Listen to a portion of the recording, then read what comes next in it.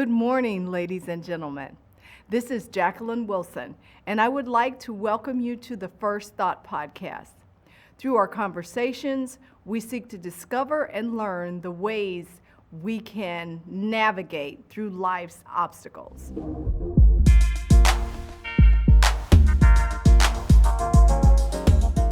Hey, navigators, welcome to episode 19 of the First Thought Podcast. On this episode of the First Thought Podcast, we will discuss what it means to be a strategic planner and how implementing certain strategies in business will maximize your productivity. Effective strategy planning articulates not only where an organization is going and the actions needed to make progress, but also how it will know if it is successful. While there is no concrete format in executing a plan, many organizations follow a similar pattern. First, it is necessary to gather data from a variety of sources, such as interviews, industry studies, and observing competitor places and businesses. This data helps companies gain an understanding of the competitive environment and its opportunities and risks.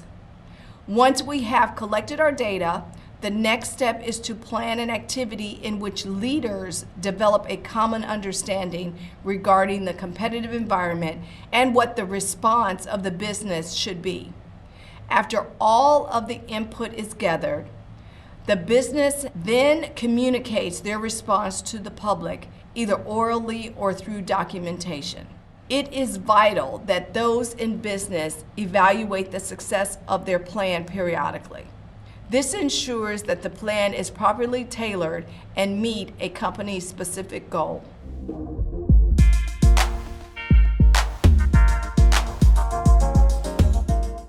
It's now time to ask the First Lady. This is the fun part of the show that allows me to share my experience with you through answering questions and allocating real-life facts to today's topic. By doing so, I hope to open your mind to become all that you can be. Okay, the first question, how do you strategize your day? Well, I have a few things that I must do. One, get up. First of all, wake up in a timely manner. I try to get up between 5 and 5:30 every morning. I have an obligation to my wonderful dog Quincy to walk him every morning at 6 a.m. Rain or shine, wherever we are, I try to keep him on a schedule. And after that, I try to make myself available to help my husband in the morning. I generally eat breakfast about 8:30 after taking a shower or a bath. And so I kind of have my day planned out. I know that I need to do a conference call with my assistant, check on activities, focus on making sure that, let's say, my editor has everything he needs for the videos, on and on and on. And I kind of, at this point in my life, I use sticky notes, just a reminder if I have to go to the bank, go to the cleaners, do some other things. So I definitely try to strategize and put a plan together.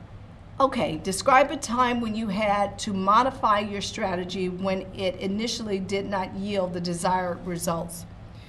Well, I would say there's often times when I have a plan, I want to get up, I want to do a certain amount of work in the morning, and then life happens. I have to go and, let's say, for example, my husband leaves his phone at home and I have to take it to his office.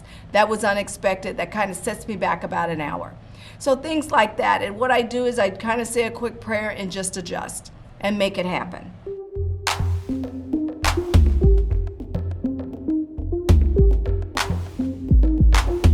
Okay, so the beauty tip of the week. Hey navigators, it's now time for the beauty tip of the week. In this segment, I will discuss the recipe for the perfect eyebrow. Oh my God, this is probably the worst thing I could ever go over. I am not the best at eyebrows. However, I learned about Wonder Brow from a YouTube influencer. And so it's actually a product that you get and you do your eyebrows. It shows you in a video how to actually construct your eyebrows, fill them in, and then this, it's like a paint almost. The paint that you use, it allows the eyebrows to stay on for at least a week. And it's great, so you're not having to do this on a daily basis. So for whatever reason, I don't have much hair on my eyebrows anymore, so I have to do this all the time. But I do recommend this product, and it's really time consuming, and you just have to take time, because that's the first thing people notice, I think personally, are your eyebrows and then your eyes. So take a little bit more time to do your eyebrows, ladies, it's worth it, and gents if you do eyebrows.